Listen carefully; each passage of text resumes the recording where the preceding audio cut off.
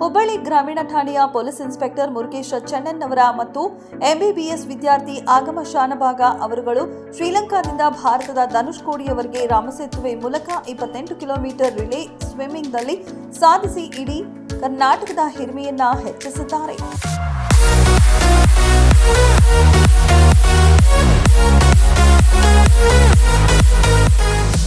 ಹೌದು, ವಿಶೇಷ ತಂಡದಲ್ಲಿ ಉತ್ತರ ಪ್ರದೇಶ ಮತ್ತು ಹರಿಯಾಣದ 2 ಐಎಎಸ್ ಅಧಿಕಾರಿಗಳು ಹಾಗೂ ಪಶ್ಚಿಮ ಬಂಗಾಳ ಮತ್ತು ಹರಿಯಾಣದ ಅಂಗವಿಕಲ ಕ್ರೀಡಾಪಟುಗಳನ್ನು ಒಳಗೊಂಡಿತ್ತು. ತಂಡವು ಕಷ್ಟಕರವಾದ 28 ಕಿಲೋಮೀಟರ್ನ ಈಜನ್ನ ಹಿಂದೂ ಮಹಾಸಾಗರ ಮತ್ತು ಬಂಗಾಳ ಕೊಲ್ಲಿಯ ಸಮುದ್ರದಲ್ಲಿ ಪ್ರತಿಕೂಲ ವಾತಾವರಣ ಮತ್ತು ಅತಿಯಾದ ಅಲೆಗಳಲ್ಲಿ ಕೇವಲ 8 ಗಂಟೆ 30 ನಿಮಿಷದಲ್ಲಿ ಮುಗಿಸಿ ಈ ಅದ್ಭುತ ಸಾಧನೆಯನ್ನ ಮಾಡಿದ್ದಾರೆ.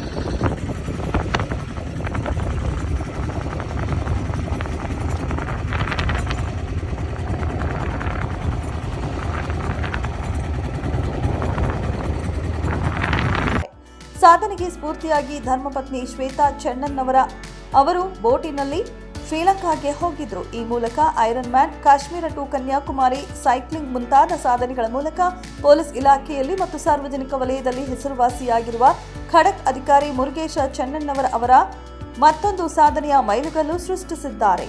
ದಕ್ಷ ಅಧಿಕಾರಿ ಮುರುಗೇಶ ಚೆನ್ನನ್ನವರ ಮತ್ತು ಅಮನ ಶಾನ್ಭಾಗ ಮುಂಬರುವ ಜೂನ್ ತಿಂಗಳಲ್ಲಿ ವಿಶ್ವದ ಅತಿ ಕಷ್ಟಕರವಾದ ಇಂಗ್ಲಿಷ್ ಕಾಲುವೆಯನ್ನ ಈಜಲು ಹೊರಟಿರುವರು. ಹುಬ್ಬಳ್ಳಿ ಧಾರವಾಡ ಅಲ್ಲದೆ ದೇಶವೇ ಹೆಮ್ಮೆ ಪಡುವ ಸಂಗತಿಯಾಗಿದೆ.